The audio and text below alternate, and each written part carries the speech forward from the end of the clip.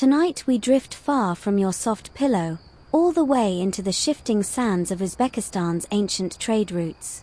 Picture yourself standing on the edge of the Kizilkum Desert. The sky is streaked with apricot and violet as the sun sinks low.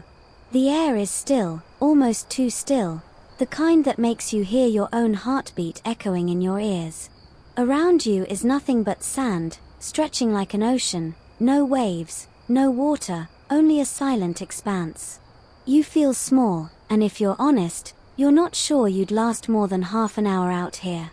Let's face it, you probably wouldn't survive this journey without a camel, several skins of water, and a lot more sunscreen than you packed. So, before you get comfortable, take a moment to like the video and subscribe, but only if you genuinely enjoy what I do here. Now, dim the lights, and let's ease into tonight's journey together. The first thing you notice, as you take your first careful steps into the desert, is the crunch of sand beneath your boots. Not the kind of sand that slides like on a beach, but gritty, stubborn, almost like crushed seashells left to bake for centuries. You pull your scarf tighter around your face, because this is the Kizilkum, the red sand desert, and it doesn't care whether you're a traveler in 200 BCE or a dreamer in 2025. The wind can whip up without warning, carrying dust that stings your eyes. Traders along the silk routes knew this well. They planned their journeys with incredible precision, often waiting for the right season to cross. Historians still argue whether these caravans were more afraid of the heat or the sudden, bone-piercing cold of desert nights. You shift your pack on your shoulder, imagining it filled with bolts of silk, jars of glass, or maybe some bizarre object you can't even name, because on these roads, practically anything could be traded. Mainstream historians agree the Silk Road wasn't a single path but a web of routes, with Uzbekistan smack in the middle. This desert, harsh and silent now, once vibrated with jingling camel bells and the shouts of drivers pushing forward. And yet, not everything was so serious. Picture this, a caravan halting after days of grueling travel. Someone reaches into their bundle, not for food or maps, but for an instrument, maybe a stringed lute, maybe some pipes. Suddenly, music drifts over the dunes, and for a brief moment, the desert feels like a festival. A quirky tidbit from travel records suggests some merchants even carried parrots as exotic pets to entertain themselves on these long routes. Imagine a parrot squawking price negotiations in 3 different languages, 2 dinars. Too much. 2 dinars. As if mocking the humans trudging past. The sand crunches again under your boots as twilight deepens. The air cools, and with the stars starting to prick the sky, you realize this place is both terrifying and breathtaking. The desert teaches silence, and in silence, you start to hear echoes. Echoes of caravans carrying silk from China, ivory from India, glassware from Rome. Echoes of men and women who bet their lives against this vast landscape, just to see what lay beyond the horizon. You pause and look back. Behind you, the wind has already erased your footprints. The desert swallows the memory of your passing as if you were never here. That's what makes this journey strange. You're walking through a space that both remembers and forgets. History survives here, but only in whispers. You keep walking, guided by the memory of old caravan routes. At one point, the path seems almost visible, carved faintly into the dunes. Traders likely followed stars overhead as their map. Scholars still debate whether they used compasses this far west before the 10th century, or whether stargazing alone was their guide. Either way, you tilt your head back and imagine Orion pointing you toward the next oasis. Your throat feels dry. The desert is cruel that way. Every word you breathe seems stolen by the air. You joke to yourself, if I don't find an oasis soon, my bedtime story will end with me as a fossil. The sand crunches, crunches, crunches. Each step reminds you that this landscape hasn't changed much since ancient times. The Kizilkum is one of the world's largest deserts, and to cross it was to gamble with fate. Yet people did it, constantly, willingly. All for silk, for spices, for the thrill of distant markets. And just when you're convinced you're alone in this endless expanse, you spot something strange half buried in the sand. At first, you think it's just a rock, but as you brush the grit away, a carved stone emerges, possibly part of an old milestone. Merchants sometimes marked their paths this way, though most stones have long vanished. You smile at the thought that someone, centuries ago, left this tiny clue for the next traveler. Night deepens, stars blaze brighter. You wrap your cloak tighter, because desert cold is its own kind of cruelty. The heat may have roasted you earlier, but now the chill seeps through every layer. You remind yourself of a famous historical fact: Central Asian deserts often dropped below freezing at night, meaning travelers carried both summer and winter clothes simultaneously. Fashionable? No. Practical? Absolutely. And then, in the silence, your ears catch something soft, the faint jingle of bells. You freeze. Is it the echo of a real caravan, or just your imagination playing tricks under the starry sky? Either way, you smile. Because whether in flesh or in dream, you are now walking the lost silk routes of ancient Uzbekistan. And the desert, vast and eternal, has accepted you into its story. The sand eventually loosens into gravel beneath your boots, and your dry throat perks up at the thought that you might be nearing water. You walk through the waning desert, and ahead, the land begins to swell with color, greens and golds, a soft shimmer of life after so much emptiness. The oasis of Samarkand unfurls like a dream. You hear the burble of irrigation canals, the laughter of children splashing near wells, and the buzzing hum of traders setting up stalls. The desert was a test, but Samarkand is the prize, and tonight you wander into its legendary embrace. Your eyes adjust to the bustle. Fruits piled high in woven baskets seem to glow under the torchlight: grapes, pomegranates, and the melons Samarkand has been famous for since antiquity. You lift one, feeling its weight, its skin fragrant and sweet. In fact, the city was so proud of its melons that some were sent all the way to Chinese courts, preserved in honey. A quirky little boast from the steppe: our melons travel better than we do. Mainstream history places Samarkand as one of the oldest continuously inhabited cities in Central Asia, founded around the 7th century BCE. But its fame truly bloomed when it became the beating heart of the silk routes. Caravans would limp in from the desert, traders with dust-caked faces suddenly refreshed by fountains and shade. This city was like a reset button before plunging into the next grueling stretch. As you walk deeper into its winding streets, you notice architecture rising in mosaics of blues and golds. While the grand domes and tiled madrasas of later centuries aren't here yet, you're strolling an earlier Samarkand, the seeds of that splendor are present. Traders' houses stand with thick mud brick walls, and courtyards spill with light and laughter. You trail your fingers along a wall, still warm from the day's sun, and think, every brick here has heard a bargain whispered, a secret shared, a destiny rerouted. The bazaar teems with motion. Someone shouts in Persian about the quality of their dyes. Another haggles in Sogdian, the local language of merchants who became the Silk Road's master middlemen. And over there, you hear a snippet of Greek. That's how cosmopolitan this city already is. You joke to yourself, if Google Translate had existed, it would have burned out here in a week. You stop at a stall selling rolls of fabric, silk glinting like liquid under torchlight. One merchant proudly unrolls a bolt, letting it catch the glow. Another waves you toward glass beads, supposedly from the Mediterranean. Historians still argue whether Samarkand's early prosperity leaned more on silk itself or the fact that it was a crossroads for everything else: spices, gems, metals, even ideas. It wasn't just what passed through, but the conversations, the recipes, the myths, all stitched together in this marketplace. And then there are the entertainers. You nearly trip over a boy balancing on a rope, while a musician plucks a tune that feels both foreign and familiar.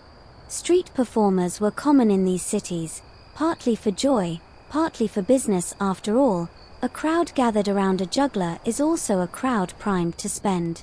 Here's your quirky tidbit. Some records suggest traveling clowns and comedians also toured along the trade routes, mocking both locals and foreigners with equal boldness. Imagine standing in a market, chewing melon seeds, and hearing someone lampoon your bargaining skills to a roaring crowd. You drift toward a fountain, dipping your hands into the cool water. The contrast is stunning. A day ago, your tongue was cracked by desert air, and now droplets sparkle like jewels on your fingers. For travelers, water wasn't just refreshment, it was the difference between surviving and vanishing. This oasis made Samarkand inevitable. Cities don't sprout from nothing, they grow where life insists. As you wander, you sense something else humming beneath the surface. Not just commerce, but spirituality. Shrines dot the streets, temples tucked between stalls. You pass a small Zoroastrian fire altar glowing in the dark, its steady flame a reminder that religion also traveled these routes. Every caravan carried not just goods but beliefs, and Samarkand absorbed them all. Scholars still debate whether the city leaned more toward trade or faith during its earliest heights. But as you pass the quiet shimmer of that flame, you realize, for people here, the two weren't separate. Trade routes were also soul routes. The moon has risen, casting silver over the bazaar. Traders roll up their stalls, tying down fabric, sweeping away seeds and spilled spices. You inhale the scents, coriander, cinnamon, smoke, and fruit all tangled into one perfume. You can almost taste history on the back of your tongue.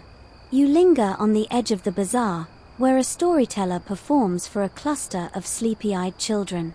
His voice rises and falls, painting tales of monsters in the mountains and golden cities over the sea. You settle into the crowd, realizing this is another kind of trade, stories for attention, myths for belief. The storyteller glances at you as if to say, your turn to carry this tale forward. And just like that, you're woven into the fabric of Samarkand's history, one more listener in a city that has thrived on listening for millennia. By the time you stand again, the bazaar is hushed. Only the stray call of a night bird pierces the silence.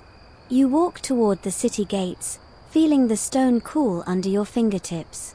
Samarkand has fed you, dazzled you, entertained you. Tomorrow, the road will pull you further. But tonight, the oasis cradles you in its arms, whispering, "Rest here, traveler, for the journey has only just begun." Morning drifts in with a soft haze over Samarkand, and as you follow the caravan road westward, the city of Bukhara begins to shimmer in the distance like a mirage that refuses to vanish. You trudge closer, past irrigation canals glinting in the dawn, until the city gates open and pull you inside. Unlike the oasis calm of Samarkand, Bukhara hits you like a festival you didn't get invited to but somehow stumbled into anyway. The streets are tighter here, a maze of stalls and smells that wraps around you like an eager hug. The first scent. Spices. Strong, fiery pepper tangles with the sweetness of cinnamon, and just when your nose begins to adjust, a cloud of roasting sesame wafts past. You're practically sneezing history. Traders shove bolts of silk into your hands, as though your pockets might secretly contain a king's ransom. A merchant hawks rugs so thick they could double as mattresses, while another waves dates at you like their currency. The crowd nudges you forward, your shoulders brushing against every imaginable fabric: wool, cotton, linen, silk. This is Bukhara's heartbeat, and you can feel it pounding. Mainstream historians call Bukhara one of the great jewels of the Silk Roads, rivaling Samarkand in wealth and importance. By late antiquity, it was a nexus where caravans paused, refreshed, and traded everything from amber to war horses. But the city wasn't just about goods. It was a university without walls. Here, ideas moved as swiftly as fabrics, slipping from one ear to another in the shuffle of the bazaar. As you wander deeper, you overhear conversations that leap from astronomy to poetry to politics. A scholar gestures toward the sky, insisting the stars themselves bend fate. A merchant mutters about coinage from Sogdiana versus Persia, while a young student clutches scrolls, desperately trying not to drop them in the dust. You joke to yourself, if anyone ever invented the world's first podcast, it was probably recorded right here in the marketplace of Bukhara, just minus the Wi-Fi. The city's architecture rises around you, a tangle of domes and arched passageways. Mud brick walls glow in the sunlight, and caravanserais courtyards open like hidden stages, alive with sound. Somewhere above, pigeons coo from their ledges, because apparently even birds can't resist the gossip floating through this place. Historians still argue whether Bukhara's greatest fame came from its trade or from its later role as a center of Islamic scholarship. But tonight, in the tangle of its bazaar, it's clear both reputations were born from the same soil. You squeeze past a silk stall into a corner where copperware clangs in chaotic rhythm. Pots and pans flash, hammered into shape by craftsmen who hardly notice you watching. Quirky tidbit. Some accounts suggest these craftsmen deliberately tuned their pounding, creating rhythms that acted like a working song. Imagine walking through a market that sounds like a percussion band practicing for a parade. Not quite Spotify, but still oddly catchy. At one stall, a man beckons you with a sly grin. He unrolls parchment covered with curling script. Contracts? Poetry? Maybe both. You can't read the words, but the man's eyes twinkle as though he's sharing a secret too good to keep.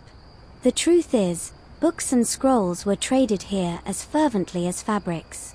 Later centuries would crown Bukhara a beacon of learning, but even now, in the bustle of the bazaar, you sense that thirst for knowledge pressing against every corner. The crowd presses tighter. A woman barters for saffron, her voice sharp and insistent. A boy runs by with a tray of bread, round and golden, the edges stamped with decorative patterns. You grab one before he disappears, the crust warm in your hand. You bite in, and suddenly the day feels less exhausting. Bread was more than food here. It was ritual, identity, and trade good all in one. If you wanted to know whether a city thrived, you only had to taste its bread. And Bukhara's? Fluffy, fragrant, baked with pride. You stumble into a quieter alley, where shadows stretch long. A storyteller gathers a small crowd, weaving a tale about a caravan swallowed by the desert, its bells still heard on windy nights. You shiver despite the warmth. Cities like this ran on both fact and legend. One secured deals, the other secured imaginations. The silk routes always carried both. Suddenly, the call of a distant water seller pierces the moment. You follow the cry to a fountain in a public square. The fountain burbles cool relief, and you realize this is where the real networking happens. Travelers kneel, splash their faces, and swap stories about road conditions, rumors of bandits, or whispers of profit. You crouch down too, eavesdropping. A man mutters about taxes at the city gate. Another insists he's seen Chinese silk dyed with colors no one can replicate. A third swears the best deal right now is camels, always camels. You chuckle softly, well, at least no one's pitching a pyramid scheme. As dusk slides in, torches bloom along the bazaar. The atmosphere doesn't slow, it shifts. Music lifts into the night, flutes, drums, strings, each note curling like smoke over the stalls. Women balance trays of roasted nuts, offering handfuls to anyone with a coin. Children weave through the crowd, pockets jingling from errands run for their families. This isn't just a marketplace, it's a living theater, each stall a stage, each trade a performance. You find yourself drawn toward the city wall, where the sounds begin to fade. Looking back, you see Bukhara glowing in torchlight, alive, restless, endless. You realize the city is not just trading goods but weaving you into its memory. Every coin spent, every word overheard, every crumb of bread tasted, these are threads in a fabric far older than you. And as you step beyond the gates, ready for the road again, Bukhara whispers after you, "Remember me. You'll never escape my story." The road spills out of Bukhara, and almost immediately, the rhythm of the city fades behind you. The silence stretches until it's broken by a thunder of hooves across the open steppe. You glance sideways, and there they are, nomads, riders as fluid as shadows, galloping on shaggy horses that seem born of the wind. Their bows are strung, arrows glinting in quivers, and every motion tells you the same thing. This is their land, and you are only passing through. You slow your pace, not out of fear but out of awe. These riders are Sogdian allies, Turkic wanderers, maybe even Huns, names swirl together in the dust of the centuries. One thing remains certain: without these horse archers, the silk routes would have either collapsed or never existed at all. Mainstream history notes how nomadic tribes both protected and plundered the caravans, acting as guardians one season and raiders the next.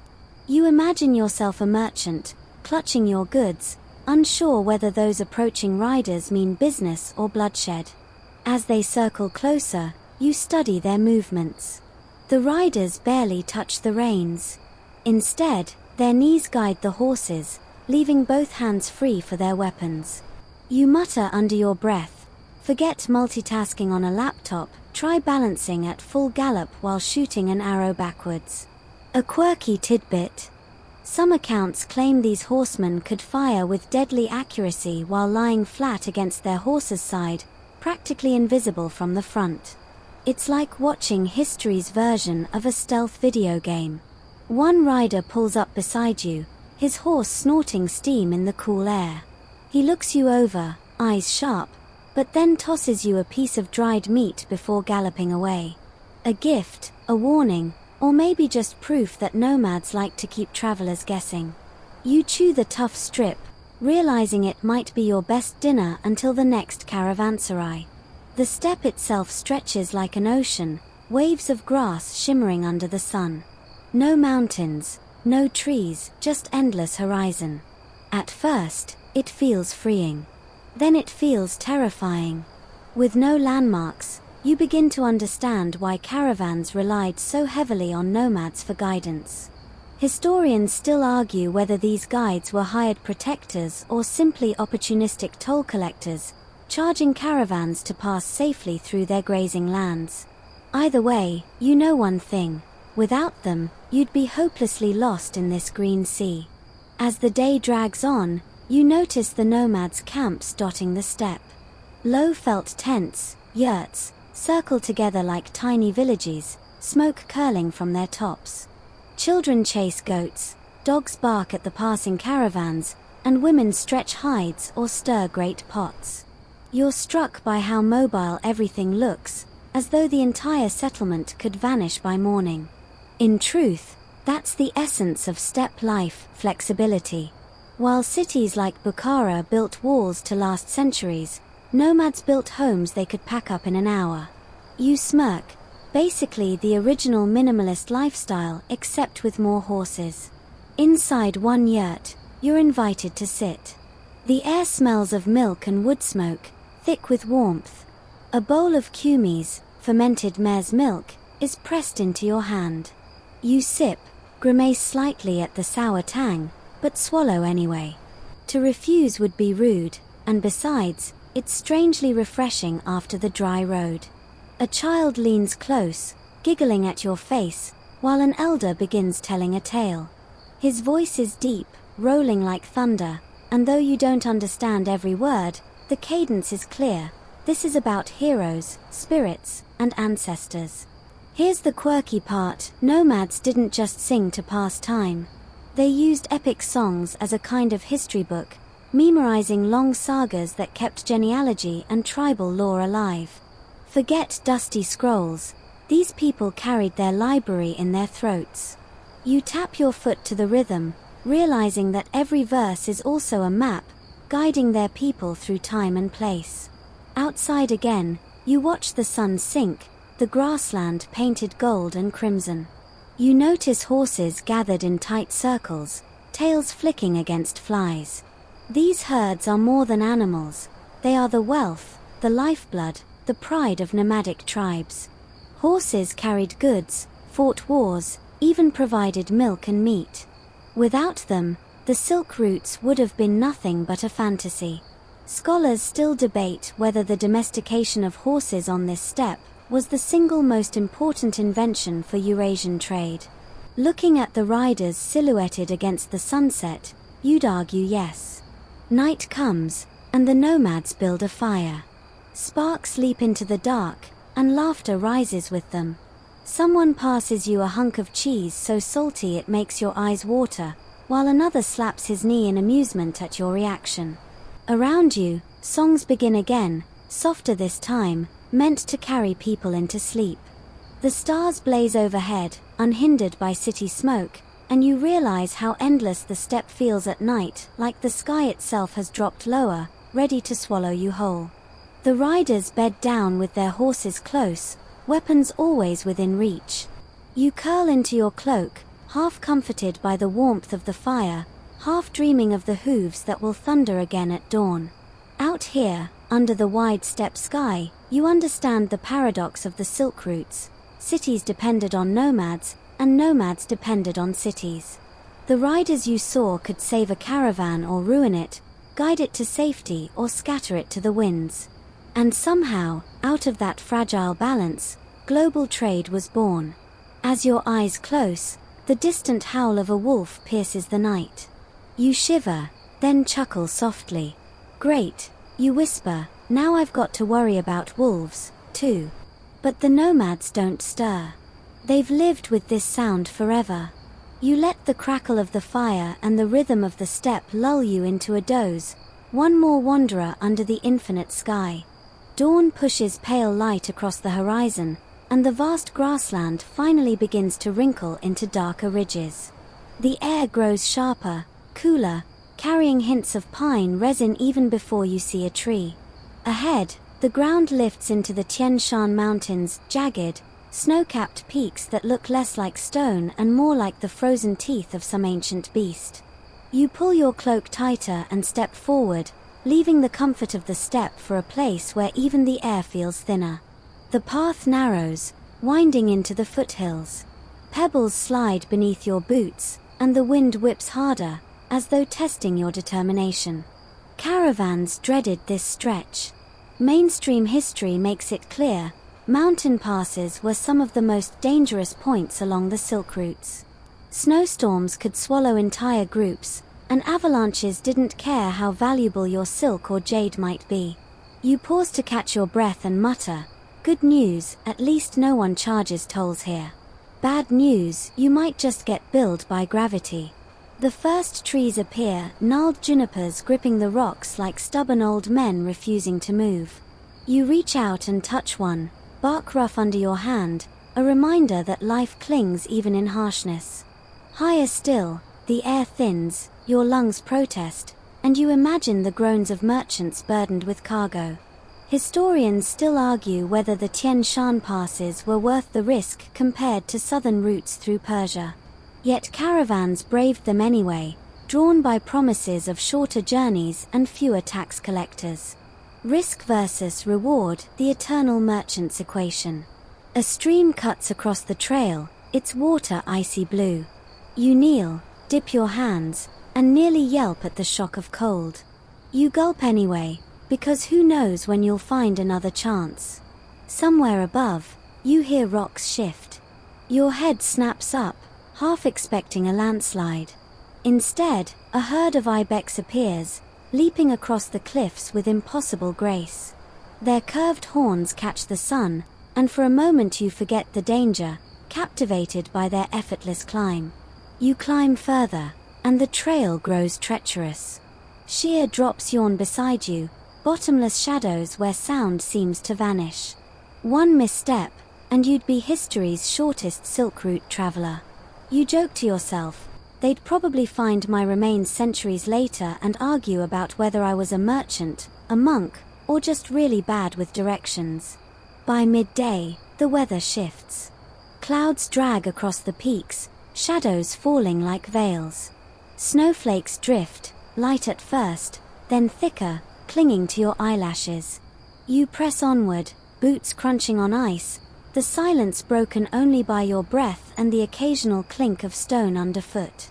Traders would huddle together in these conditions, their camels shivering, their goods dampening under snow.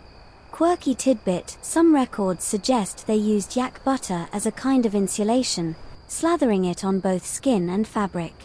You imagine walking around greased like a lantern wick, glistening but warm, and chuckle despite your chattering teeth. As the path narrows into a pass, the landscape grows eerie.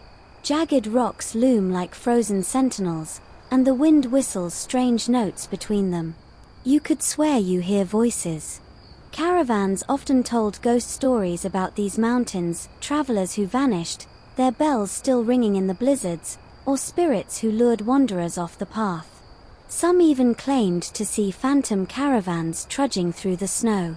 Historians still argue whether these were mere hallucinations of altitude and exhaustion or hints of something less explainable. Either way, the mountains don't seem in the mood to reassure you.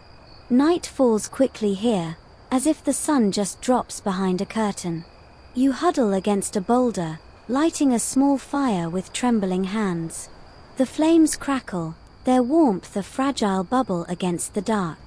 Shadows dance, and every gust of wind feels like a whisper.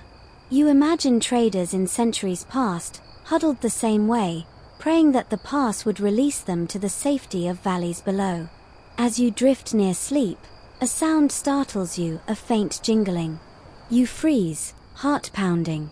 For a moment you think it's your imagination, but then you see it, faint lights bobbing down the trail. A caravan. Bells clink from camels, figures wrapped in cloaks trudge slowly, their breath steaming in the cold. You rub your eyes, half convinced you're dreaming, half certain you're witnessing one of those phantom processions spoken of in legend. The caravan passes silently, never looking your way, and then vanishes into the snow as if it never existed. You sit by your dying fire, pulse slowing, and whisper to yourself, "Well, if I wasn't sleepy before, I definitely am now." You let the mountains close around you, their cold arms unyielding but not unkind. For every danger, every ghostly echo, there's also the quiet assurance that travelers before you endured, and so will you.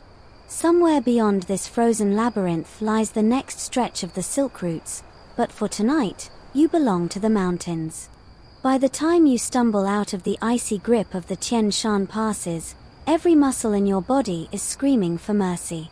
The relief is instant when the path widens into a gentler valley, where stone walls rise ahead, not cliffs this time, but carved blocks stacked into something man-made. You blink through the dust of the trail, and there it is, a caravanserais. A fortress of rest. A promise of warmth, food, and maybe even a story or two before sleep. You shuffle closer, boots dragging, and take in the structure. High, thick walls topped with crenellations guard a heavy wooden gate bound with iron. Lamps glow faintly above, casting a welcome but watchful light. Mainstream historians explain that caravanserais dotted the silk routes every 20 or so miles, positioned at the distance a caravan could reasonably travel in a day. They weren't just hotels, they were lifelines, anchoring the flow of goods and gossip across half the world. The gate creaks open, and the smell hits you first: hay, smoke, and stew. Inside, the courtyard bustles with life. Camels kneel in rows, chewing lazily, while stable boys rush to unload bales and baskets. Merchants stagger in with relief, voices rising in every imaginable tongue: Persian, Sogdian, Arabic, Chinese, even Greek echoes bouncing off the stone. You grin, it's basically the ancient world's version of an airport layover, minus the duty-free perfume shop. A man beckons you toward a side hall. You duck inside and instantly feel warmth. A great hearth roars at the center, flames licking upward, while travelers gather close with bowls of steaming stew. The benches creak under the weight of men wrapped in furs, their faces ruddy from wind and wine. Someone makes space for you, shoving a bowl into your hands before you can protest. You inhale deeply lentils, onions, maybe even a scrap of lamb, and for a moment, this simple meal tastes like royalty. Quirky tidbit: some caravanserais offered not just food and lodging, but medical care. Accounts describe traveling physicians who would treat sprained ankles, frostbite, or the occasional arrow wound. Imagine the world's first urgent care clinic tucked behind stone walls, where the waiting room smelled of camel sweat and saffron. You glance around now, and sure enough, in a corner a man is wrapping another's leg with strips of linen, muttering prayers as he works. As the evening deepens, the true magic of the caravanserai begins. A lute strikes a gentle note, then another, until music swells across the hall. A woman stands to sing, her voice carrying effortlessly, weaving words you don't understand but feel in your bones. The merchants clap in rhythm, some rising to dance in slow circles, their shadows stretching against the walls. Historians still argue whether these performances were spontaneous or a regular service provided by innkeepers. Either way, the effect is the same. You feel the knots in your shoulders loosen, the weight of the mountains ease. The talk drifts from music to business. At your table, men haggle even as they eat. One boasts about silk dyed so deeply blue it makes the night jealous. Another claims to have spices rare enough to heal any illness, though he won't say from where. A third simply laughs, waving his hand. Everything is for sale, he insists, except my camel. She spits only at people I don't like. You sip your stew and chuckle. Caravans may have carried treasures, but humor was clearly just as essential cargo. Later, as the fire burns low, a storyteller takes his turn. He speaks of bandits who once tried to storm a caravanserai but were foiled by clever guards who released bees from hives kept inside the walls. You imagine a cloud of angry insects swarming armored raiders and grin, forget swords. Honeybees were the unsung heroes of the silk routes. You slip outside for a moment, needing fresh air. The courtyard is quieter now, the camels murmuring as they rest. Overhead, stars sprawl like frost across the sky, brighter here than anywhere else. You lean against the cool stone wall and think of all the people who stood in this very courtyard: merchants, monks, wanderers, thieves, each carrying their own piece of the silk routes. Historians still debate whether these waystations were more about safety or profit, but as the night wraps around you, the answer feels obvious. They were about survival, both of body and of story. When you return inside, the hall is quieter, filled with the sound of gentle snores. Travelers curl under blankets, their goods stacked nearby, while the last embers glow in the hearth. You spread your cloak, curl into the warmth, and close your eyes. The flickering light, the faint smell of smoke, the hushed breathing of strangers, together they become a lullaby. For once, you're not under the endless desert sky or the cruel mountain wind. Tonight, the caravanserai cradles you, its walls a cocoon of safety. Tomorrow the road will call again, but for now, you belong to the firelit hush of this stone refuge, one weary traveler among countless others. When morning slips through the cracks of the caravanserai gates, you're already awake, nose tickled by the scent of hay and camel breath. The courtyard hums as merchants lash their goods back onto beasts, coins jingle for last-minute trades, and the heavy gate groans open to spill everyone back onto the road. You follow along, boots crunching on gravel, and soon the path draws you into another current of the silk routes, the Persian threads that stitch themselves firmly into Uzbekistan's tapestry. The first hint is color. Fabrics shimmer in the morning light: deep reds, ocean blues, sunlit golds, dyed with precision Persians were famous for. A merchant unrolls a bolt of cloth so fine it feels like holding liquid between your fingers. Mainstream history reminds you that Persian artisans were masters not only in weaving but also in embedding symbolic patterns into their fabrics, stars, flowers, sometimes even entire hunting scenes. You imagine a wealthy noble somewhere far to the west draping one of these pieces across his shoulders, never guessing it passed through valleys and deserts before reaching him. The bazaar that greets you on the road's edge is smaller than Bukhara's, but no less spirited. The cries of vendors mix languages until your brain can't separate them anymore. One voice insists his dyes come from the rarest plants, another swears his copper pots ring truer than any others. You laugh under your breath, apparently pots can sing now. Good to know. Persian influence isn't just in fabrics and dyes, it's in the rhythm of trade itself. Many caravans here are managed by Persian merchants, their ledgers carefully marked, their accounts spoken like oaths. They move with practiced ease, slipping between groups, negotiating with a nod or a raised eyebrow. You realize that while nomads guarded the roads and locals provided markets, Persians were often the glue brokers who kept the wheels of commerce turning. Historians still argue whether their dominance came from sheer skill or from clever alliances with rulers along the routes.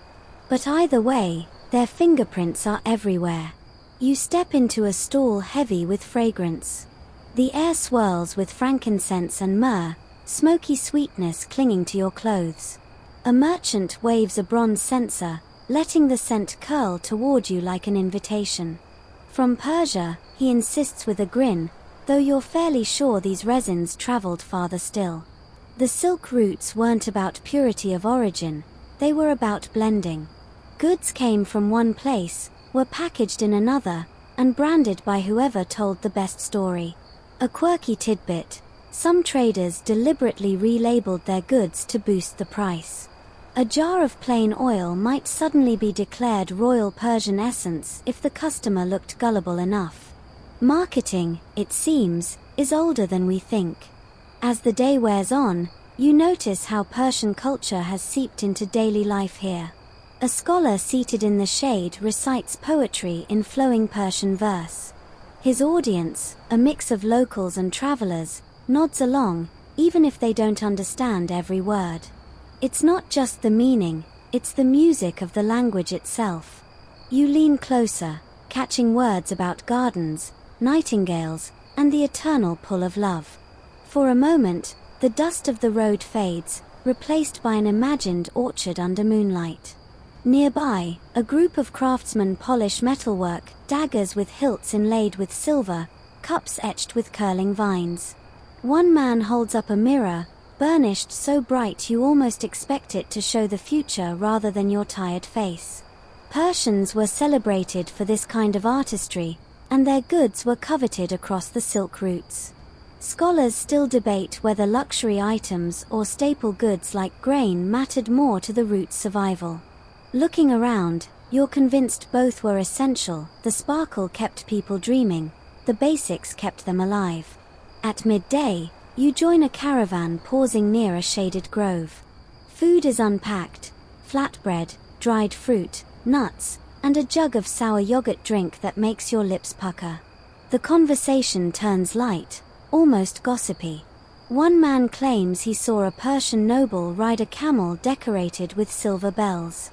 Another insists there's a city farther west where carpets are so finely woven they can fit inside a walnut shell. You roll your eyes and think, sure, and I've got a magic carpet back in my backpack. But even as you laugh, you realize exaggeration itself is part of the trade. Hype traveled as fast as silk. When the caravan moves again, you fall into step beside a merchant who carries nothing but scrolls. He explains, in accented Persian, that they're filled with medical knowledge, remedies, and diagrams. Some are Greek in origin, others Indian, but here in Uzbekistan, they're copied, translated, and carried forward. Knowledge itself has become a commodity. You nod, realizing you're witnessing the invisible cargo of the silk routes, not fabric or spice, but the ideas that stitched continents together. As dusk paints the sky orange, the caravan reaches another resting place. Tents rise, fires crackle, and soon the air is thick with the smell of roasting lamb. You settle near the flames, the day's chatter still humming in your ears. The stars appear one by one, and you realize that every fabric, every poem, every polished mirror you saw today is a thread woven not just into Persian culture, but into the entire tapestry of the silk routes. You wrap your cloak tighter, warmed by fire and memory. The road behind you whispers of cities and deserts, the road ahead promises secrets still waiting to unfold. But tonight, you let the Persian threads cradle you like a woven blanket, proof that trade was never just about goods, it was about beauty, meaning, and the stories people wove into every stitch. The fires of the Persian camp fade behind you, and the next stretch of road draws you eastward in thought as much as in footsteps. You're still tracing silk with your fingers, marveling at its shimmer, when the realization hits you, for centuries, this miraculous fabric was China's best-kept secret. Out here in Uzbekistan, every thread feels like contraband. You adjust your pack and picture the dangerous lengths people went to just to get their hands on the stuff. The story goes like this. Silk was first cultivated in China, where emperors guarded the secret of the silkworm as though it were treasure itself. Mainstream historians agree that smuggling the knowledge out was a crime punishable by death. Which makes it all the more astonishing that silk eventually flooded westward, landing in bazaars like Samarkand and Bukhara. As you walk, you shake your head and murmur, honestly, people risked their lives for fancy pajamas. The sun rises, and with it, the chatter of caravans around you. Merchants brag about their goods, but the silks always get the most attention. One man spreads a bolt over the sand, it's weave so fine you can practically see your hand through it. He insists it's dyed with secret formulas from China, hues no one else can replicate. Historians still argue whether Chinese silk was truly superior or whether clever marketing just convinced the world it was. Either way, the demand was insatiable. You pause by a small shrine along the road, its offerings faded but intact, a clay dish, a scattering of coins, even a strip of fabric tied to a post. It reminds you that silk wasn't just currency, it carried spiritual weight too. People draped it over idols, wrapped it around sacred texts, or used it in burial rituals. For some, it was less cloth and more prayer. Then comes the quirky tidbit. One of the most famous smuggling legends claims that Buddhist monks carried silkworm eggs hidden inside hollow bamboo staffs. Another tale says a Chinese princess, married off to a Central Asian king, concealed the eggs in her elaborate headdress. You grin at the image, an elegant royal walking across the desert with a secret stash of bugs wriggling in her hairpiece. Talk about dedication to fashion, you mutter. The road climbs gently into rocky terrain, and you imagine those silkworm eggs enduring the same heat and cold you now feel. How many times did a would-be smuggler almost lose everything to a sandstorm, a bandit raid, or just plain clumsiness? Yet somehow, the worms survived the journey, and silk spread. Uzbekistan became one of the first regions outside China to cultivate it, weaving its own shimmering legacy. You pass a cluster of mulberry trees, leaves rustling in the wind. These trees, once planted here for shade and fruit, became essential for silk production, the worms fed exclusively on their leaves. A farmer tends them now, his hands rough, his eyes sharp. He glances up as if to say, "Yes, stranger, we still keep the old trade alive."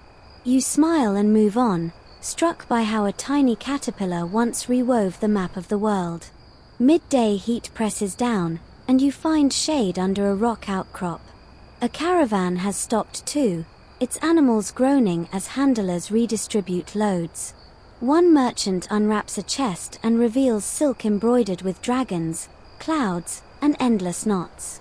He runs his hand over it lovingly, then sighs. "Bandits nearly took this last week," he mutters. You lean closer, picturing the raid, arrows flying, camels bawling, silk scattered across the dust. Historians still debate whether silk's high value made the roads more dangerous or whether its steady profits actually kept order by encouraging rulers to protect trade. Either way, it was rarely dull. The caravan starts moving again, and you walk alongside. A boy carrying water skins chatters about his uncle, who swears silk isn't even from worms but from some magical tree deep in the east. You laugh, because misinformation traveled just as fast as fabric. Another traveler claims he saw silk threads pulled straight from spider webs stretched across caves. The silk routes didn't just ferry facts, they ferried wild imaginations. As the day wanes, the road crests into a ridge. Below, you see a valley glowing with fields, orchards, and smoke from cooking fires. This is one of the places where silk production quietly rooted itself after the secret leaked out. Mulberry groves stretch in neat rows, and in shaded sheds, farmers tend to tiny white worms spinning cocoons. You picture the hush inside those sheds, the faint rustle of silk being spun by creatures no bigger than your fingertip. Somehow, it feels almost sacred. By the time night wraps itself over the valley, you're sitting by another campfire, silk threads glinting in the lamplight around you. Traders talk of emperors demanding bolts as tribute, of queens refusing to wear anything else, of soldiers complaining that silk armor was both impractical and expensive. You grin, picturing an annoyed warrior muttering, "Sure, it's gorgeous, but do I really want to die wearing a bathrobe?" The stars blaze, and you lean back, imagining invisible lines between them, threads of silk strung across the sky. The secret of the silkworm may have slipped from China's grasp, but its legacy is everywhere now, woven into cloth, into trade, into the very fabric of history.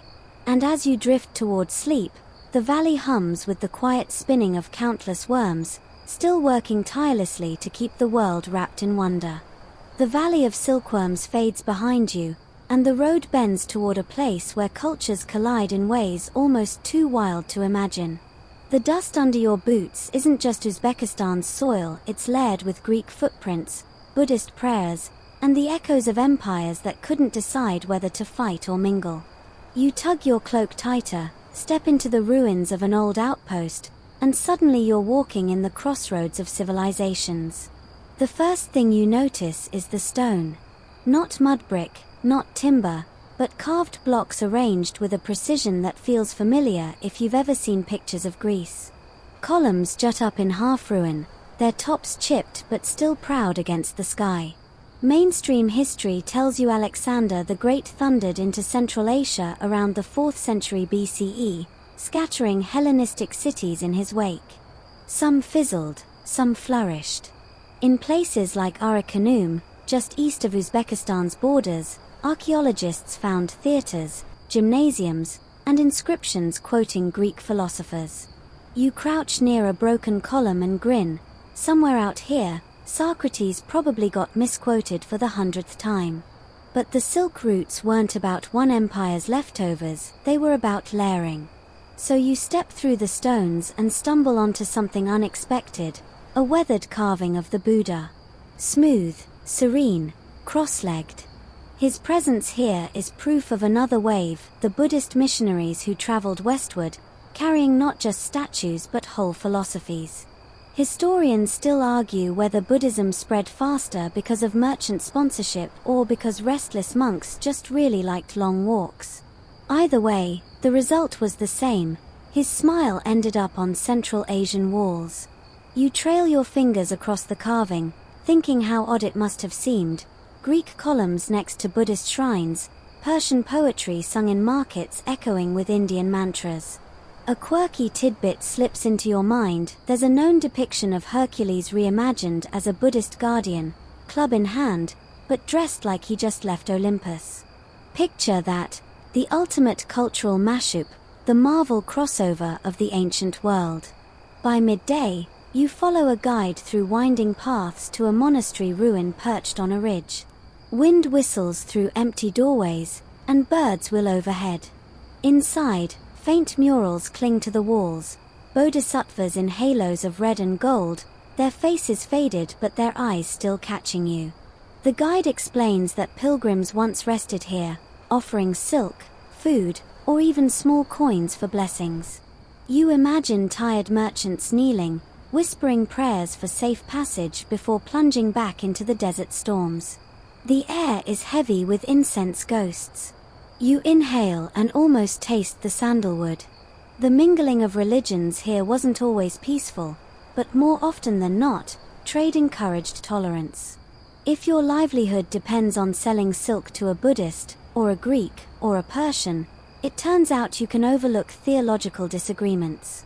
You chuckle softly, money, the original interfaith dialogue. Later in the day, you wander into a cave complex carved into a hillside. Inside, the walls explode with color, blues, reds, ochres still clinging despite centuries of erosion. Figures of the Buddha sit alongside celestial beings, elephants, even a horse-headed deity. Some paintings bear faint Greek stylistic touches, shading, posture, proportions, proof that art itself traveled the Silk routes.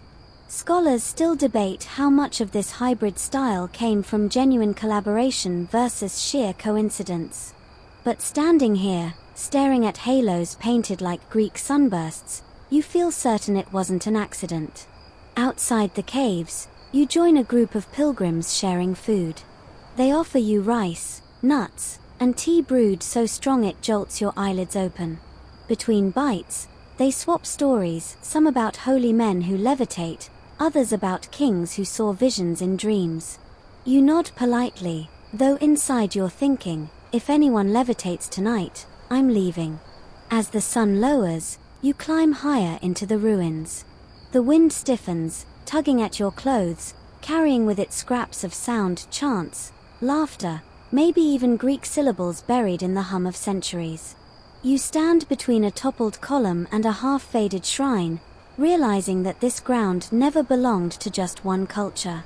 It was always a stage for overlap, for experimentation, for unexpected partnerships.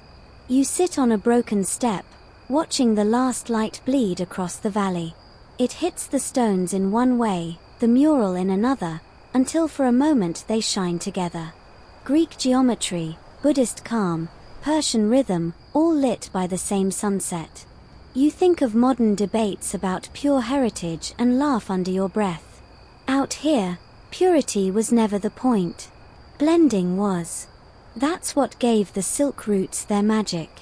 When night finally falls, you wrap yourself in your cloak and rest among the ruins. The stars overhead blaze like theater lights, and you imagine the long-vanished actors still walking these roads, philosophers arguing with monks, artists sketching gods with borrowed faces, merchants telling tales that made no sense but sold anyway. The crossroads may look silent now, but under the night sky, it hums with all the voices that refused to stay in their lanes. You awake to the faint murmur of wind through minarets and palm fronds, and the air smells different, spiced with cumin, cardamom, and the faint trace of burning oil. You've reached Transoxiana, the fertile heartland of Uzbekistan where Arab traders and scholars once flooded the cities, bringing with them not just commerce, but a wave of Islamic influence that reshaped life here. You trudge along the cobbled streets, your boots striking echoes as you pass markets, mosques, and madrasas, all alive with the hum of daily activity. The first thing that hits you is the rhythm of learning. Students in long robes argue over mathematics and astronomy, their fingers tracing calculations on palm leaf or parchment. Mainstream historians note that during the Arab expansion of the 8th and 9th centuries, cities like Bukhara and Samarkand became intellectual magnets, attracting thinkers from Persia, India, and beyond. Scholars still argue whether the route's rise in prosperity was due to trade or education, but walking these streets, it feels clear both fed each other. A merchant waves you toward his stall, laden with glassware and spices. He laughs as he tells you he recently traded saffron for a book of poems. You grin. On the Silk routes, literature was just as valuable as silk, sometimes more. Quirky tidbit: some records suggest that scholars even devised secret codes for their correspondence, hiding information in the margins of manuscripts. Imagine receiving a recipe for pilaf that also contains the blueprint for a city's defenses. Multitasking, ancient style. The city pulses with sound. You hear the call to prayer echo from minarets, mingling with the chatter of traders, the clatter of hooves, and the laughter of children. You stop to watch a scribe at work, dipping his reed pen into ink and carefully copying a text. His concentration is such that he doesn't notice the cat weaving between his legs. Scholars still debate whether the flourishing of knowledge here was more inspired by political stability or sheer curiosity, but either way, the result is undeniable. Libraries and schools here rivaled anything in the wider Islamic world. You wander into a small mosque, its interior glowing with mosaic tiles and geometric patterns. The symmetry and repetition hypnotize you, a quiet reminder that order mattered, both spiritually and socially. Traders would gather here not only to pray but to exchange news, prices, and intelligence about distant cities. In a way, the mosque doubled as both cathedral and marketplace, a place where divine law and human commerce intertwined. Outside, a fountain bubbles gently, surrounded by pilgrims washing hands and faces. Water flows from carved spouts into stone basins, and the sound is mesmerizing. You cup some in your hand, letting the cool trickle splash across your palm. Life here seems orderly, almost peaceful after the chaotic blend of Greek ruins, Buddhist caves, and Persian threads. Yet under the surface, the silk routes were alive with tension. Rivalries between merchants, tax collectors, and local rulers meant that even in paradise, vigilance was essential. You notice a group of scholars huddled near a shaded veranda. One explains an astronomical observation while another maps the night sky. Their eyes gleam with excitement, fueled by both faith and curiosity. A quirky tidbit: some manuscripts suggest they calculated lunar positions with such precision that sailors hundreds of miles away relied on their charts to navigate deserts and rivers alike. You chuckle softly, imagining desert caravans depending on a bunch of ink-stained scholars to keep their camels from wandering off course. As the afternoon heat softens, merchants prepare for evening trade. Silk, spices, glass, and books are arranged meticulously, each item displaying its value and origin. The streets feel like a river of movement, flowing steadily but always heading toward some unseen horizon. You walk along the edge of this river, letting the scents, sounds, and energy wash over you. By dusk, the city quiets just slightly, and you pause on a terrace overlooking rooftops and minarets. The sunset drapes everything in rose and gold. You can hear the distant bleat of goats, the clink of coins, and the faint chants of scholars debating philosophy.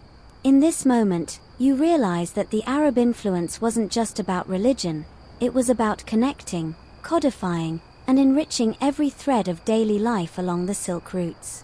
It's here, in these bustling streets and studious courtyards, that you sense the pulse of an entire era, a civilization balancing devotion, intellect, and commerce with astonishing finesse. You settle onto the terrace, letting your cloak wrap around you. Tomorrow, the road will roar again, but tonight, you rest amid the echoing call to prayer, the gentle rustle of silk in the markets, and the unbroken hum of history humming beneath your feet. The morning unfolds with a soft haze over the fertile plains of Khwarezm, and you find yourself navigating the flat expanses of what was once a hub for agriculture and trade. The river delta spreads out like a green quilt, crisscrossed with canals that glimmer under the rising sun. You trudge along a path lined with mud brick walls, passing farmers tilling the fields and water wheels turning slowly, their rhythmic creak a lullaby of productivity. Mainstream historians note that Khwarezm was a crucial node on the Silk routes, providing both food and safe passage for caravans making the long trek between the deserts and mountains. The air smells rich with earth and the faint tang of fruit. You spot apricot and melon trees heavy with ripening produce, and you pause to pick a small, sun-warmed fruit. Quirky tidbit: ancient merchants reportedly used melons as makeshift water containers during dry spells, hollowing them out and drinking the juice. You bite in, imagining yourself juggling melon hydration and camel navigation simultaneously. Historians still argue whether the region's prosperity was due to its fertile soil or its strategic position connecting east and west, but standing here, the green seems proof enough. You continue along the riverbank, where small boats ferry goods, salt, grains, pottery. The trade isn't just east-west, it's local too. Fishermen unload silvery sturgeon, women haggle over embroidered cloth, and children chase one another around drying racks of herbs. You notice a man balancing on a narrow boat while transferring sacks of grain, a display of skill that makes you wince and whisper, "One wrong step, and that's a free swim with the fish." At a local market, merchants showcase an array of goods. A bronze mirror catches your eye, engraved with intricate patterns. A basket of dates glows amber in the sunlight. A merchant unfurls a bolt of silk so finely woven it almost hums under your touch. You recall earlier stops and realize that Khwarezm's charm is subtle. It's not the grand architecture or bustling bazaars, but the sense that every commodity carries a story, every path hums with human effort. A small shrine by the canal draws your attention. The stone is worn smooth, and tiny coins rest in little alcoves. Travelers and locals alike have left offerings here for safe passage, hoping the gods of the river, the earth, or the sky will protect them. You kneel briefly, imagining merchants of centuries past kneeling alongside you, whispering similar prayers before venturing deeper into deserts or across mountains. The sun climbs high, and you follow a caravan assembling for the day's journey. Camels groan as merchants load silk, spices, and manuscripts. You realize that every item carried through Khwarezm is more than material. It's a bundle of ideas, beliefs, and human ambition. A quirky fact. Some traders disguised precious texts inside ceramic pots or hollowed logs, because bandits were far more interested in spices and coins than books. You laugh softly, information was valuable, but only if hidden cleverly. Later, the caravan pauses at an outpost near an old fort, a sentinel of clay walls and watchtowers. You peer through a small opening and see inscriptions etched in ancient script, some Sogdian, some Arabic, some undecipherable. These markings were likely records of tolls, arrivals, or names of passing caravans. Historians still argue whether these inscriptions were administrative or commemorative, but you can't help feeling that they're both a blend of bureaucracy and storytelling, frozen in clay. As afternoon descends, the wind shifts, carrying dust and the faint aroma of roasted lamb from nearby villages. You watch as merchants trade goods, negotiate routes, and exchange news about distant lands. There's a rhythm here, an ebb and flow that is both practical and mesmerizing. The silk routes weren't just about moving goods, they were about moving knowledge, religion, art, and culture across vast stretches of land. By evening, the sun dips low, casting long shadows over the canals and fields. You pause atop a small rise, the green of Khwarezm stretching to the horizon, and imagine the countless travelers who once paused here.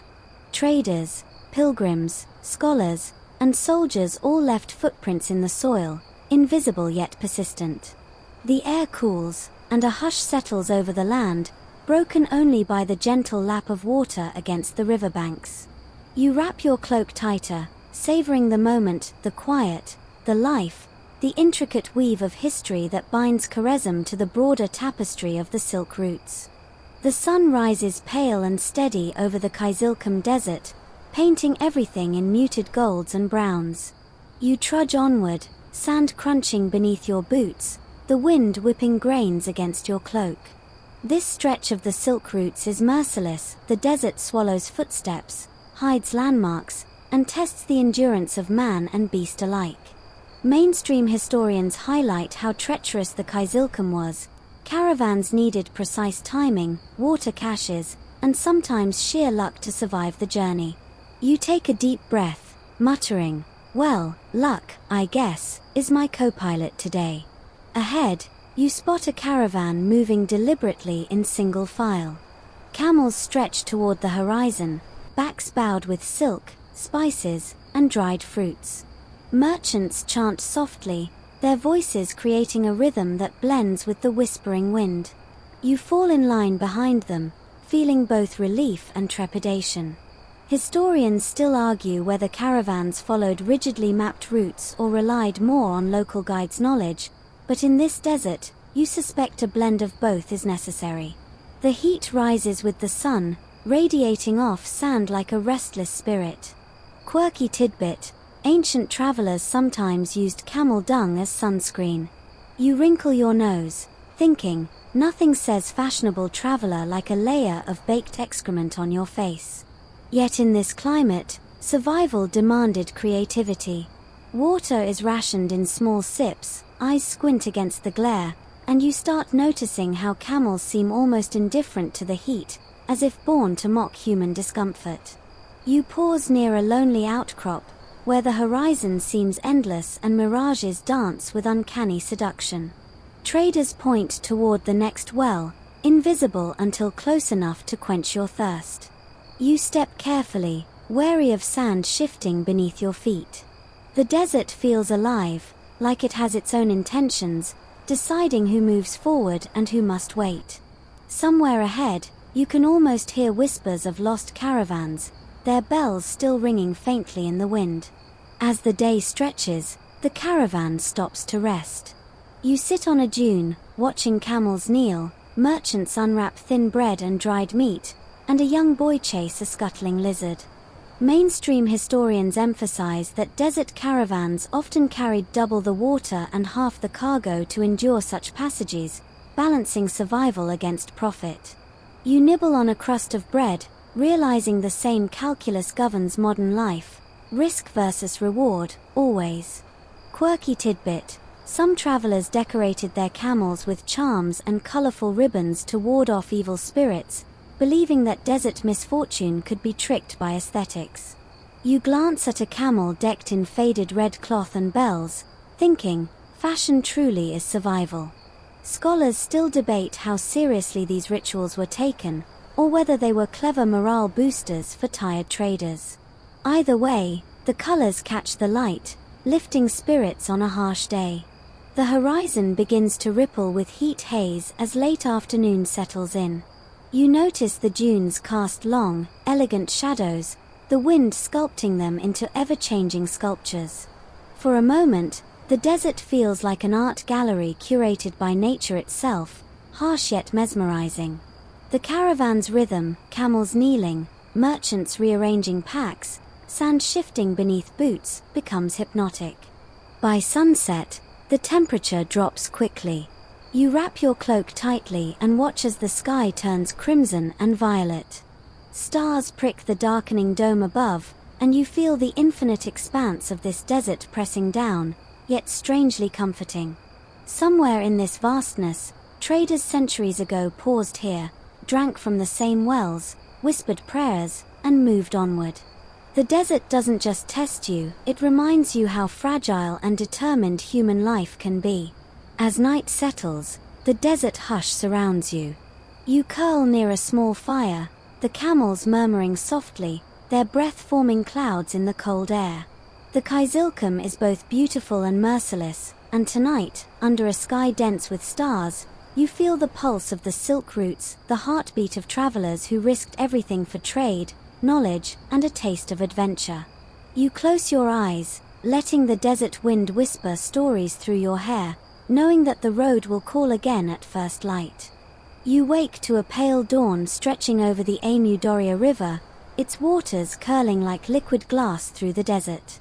After the punishing heat of the Kizilkum, the river feels like a promise of life, its green banks contrasting sharply with the endless gold sands. You trudge toward the nearest ferry crossing, where merchants, animals, and travelers jostle to reach the other side.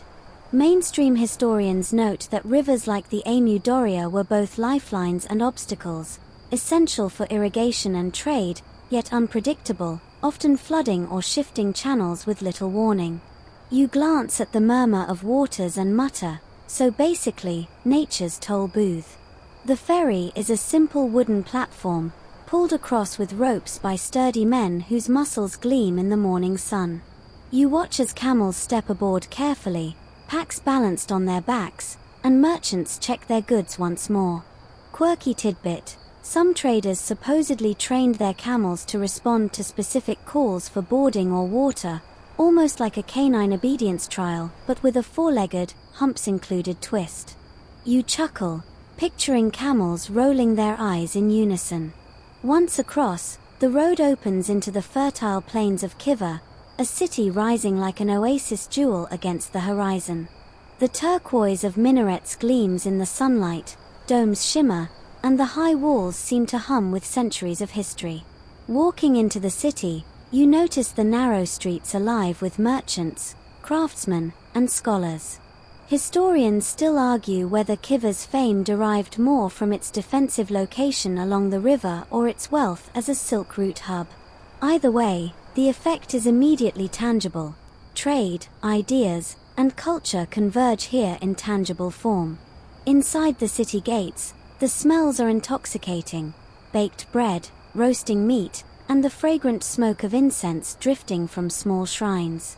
You pass a carpet vendor whose vibrant patterns almost seem to pulse in the light.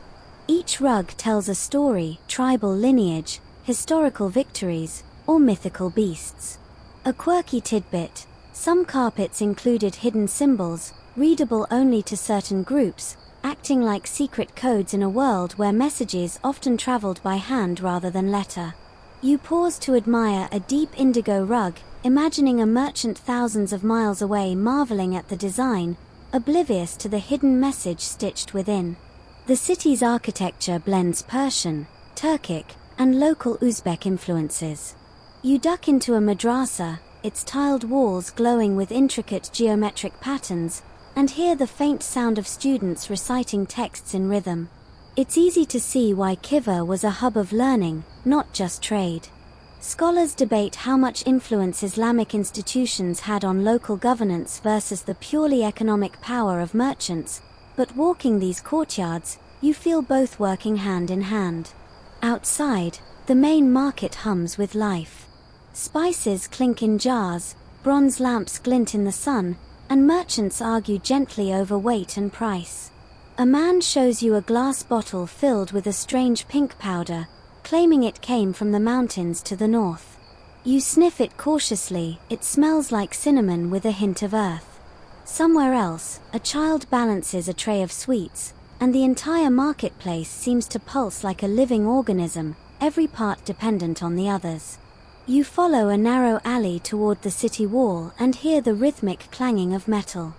Blacksmiths shape tools, weapons, and ornaments, sparks flying as hammers strike anvils. One smith grins at you and nods, letting you watch as he delicately etches a pattern into a small dagger. Quirky tidbit: artisans sometimes signed their work with tiny symbols only they knew, a secret signature for anyone keen enough to spot it. Historians still debate how widespread this practice was, but standing here, it feels like an intimate rebellion against anonymity. As the sun dips low, casting long shadows over Khiva, you pause atop a city wall. The river glows in the last light, minarets shine in deep golds, and the streets hum softly below. You realize the Silk Routes weren't just trade paths, they were arteries connecting human ingenuity, faith, and endurance.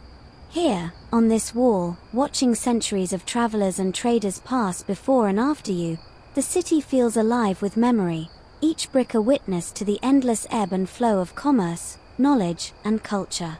Dawn spills over the desert horizon, and you follow the caravan eastward once more, leaving Khiva's turquoise minarets behind. The road undulates gently now, dust rising in thin, lazy clouds as camels plod steadily forward. You breathe in the crisp morning air, feeling the sun warm your shoulders. Mainstream historians highlight that this eastern stretch toward the Fergana Valley was a critical link, connecting riverine cities to mountain passes and fertile plains. Without it, the flow of silk, spices, and ideas would have faltered. The landscape gradually changes. Dunes give way to rolling hills, small villages dot the valley, and irrigation canals cut through farmland like silver ribbons. You trudge alongside a group of merchants, listening to them trade news and stories of cities already passed. Quirky tidbit: some traders carried tiny notebooks not for goods but for recipes, riddles, or prayers to pass time and ensure safe journeys.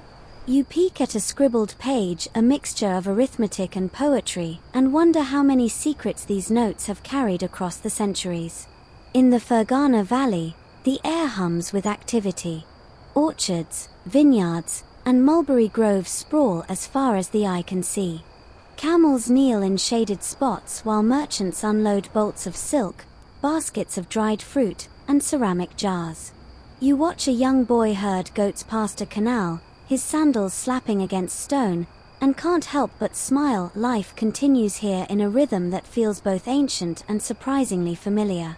The valley was renowned for its fertility, but also for its political complexity. Historians still argue how much influence local rulers had over trade versus autonomous merchant guilds, and standing here, it's easy to see why. Valleys like this were as much about negotiation as agriculture. You watch as two merchants haggle over the price of silk, their voices rising and falling like music. The tension is polite, the humor evident in sly grins and exaggerated gestures. A caravanserais appears on the far side of the valley, its walls sun-baked but welcoming. Inside, the air smells of bread baking, leather, and warm animal hides. Traders gather near the courtyard well, sharing stories, tending animals, and preparing goods for the next stretch. You grab a seat near the fire, noticing the layers of dust on boots, the laughter of children, and the faint hum of distant music. This is life distilled into survival and community, a rhythm that has carried humanity across deserts, mountains, and rivers for centuries. Quirky tidbit: one traveler claims that during a sandstorm in the valley, a merchant used a flock of pigeons to deliver urgent news to the next caravan stop. It sounds improbable, yet the silk routes were full of ingenious, sometimes ridiculous solutions to seemingly impossible problems. Historians still debate how much practical experimentation shaped trade practices versus strict tradition, but you sense that improvisation was a lifeline. As the sun lowers, you wander to a ridge overlooking the valley. The light spills across fields, canals, and villages, casting shadows that stretch like fingers of history. You think of the countless traders, pilgrims, scholars, and wanderers who passed this way, each leaving traces in soil, song, or story. Somewhere beneath your feet, the layers of past commerce, faith, and culture hum softly, a reminder that the silk routes were never static, they were living networks, constantly shifting, yet resilient. Night falls gently, dusting the valley with stars. You curl by a campfire, camels murmuring softly nearby. The wind carries hints of mulberry and spice, whispers of far-off cities, and the faint echoes of footsteps long vanished. You close your eyes and feel the pulse of the silk routes beneath you, a rhythm of endurance, ingenuity, and connection that has carried humanity through deserts, mountains, and across continents. Tonight, you rest in the valley's cradle, part of a long, unbroken chain of travelers who came before and will come after. The final stretch begins under a pale dawn that drapes the Fergana Valley in soft gold. The air carries the mingling scents of mulberries, dust, and early morning dew, and your feet press against soil that has felt centuries of trade, pilgrimage, and human ambition. You trudge along the path toward Tashkent, the city rising gradually in the distance, minarets and domes catching the light like scattered gems. Mainstream historians note that by the medieval period, Tashkent had become a critical node on the Silk routes, connecting Central Asia to both China and the Middle East. The road narrows, lined with poplars and small stone shrines, each marking previous travelers' devotion or memorials to the lost. You pause at one, tracing the weathered carvings with your fingers. Quirky tidbit: some inscriptions were actually warnings disguised as prayers, meant to scare off thieves and rival caravans with ominous curses. You chuckle softly, imagining merchants whispering to themselves, "Better not mess with this one, or you'll turn into a camel." Historians still debate how literal these warnings were taken versus their symbolic role, but the effect on morale was undeniable. You reach a bustling caravanserai just outside the city gates. Camels kneel, merchants haggle, and the aroma of spiced bread and roasting meat drifts through the courtyard. Inside, scholars discuss mathematics, astronomy, and trade law, their voices mixing with laughter and the occasional clang of metal as artisans repair goods. You realize that this space is both practical and intellectual, a marketplace for material and mental commerce alike. Stepping into the city proper, Tashkent unfolds in a patchwork of old and new. Crowded markets hum with energy, while mud brick houses and grand Islamic structures reflect centuries of history. You follow narrow alleys, passing craftsmen polishing brass, women weaving intricate textiles, and children playing near fountains. Every corner feels alive, infused with layers of culture that have accumulated from Greek, Persian, Buddhist, and Arab influences. Historians still argue which of these had the most lasting impact, but the blend is unmistakable.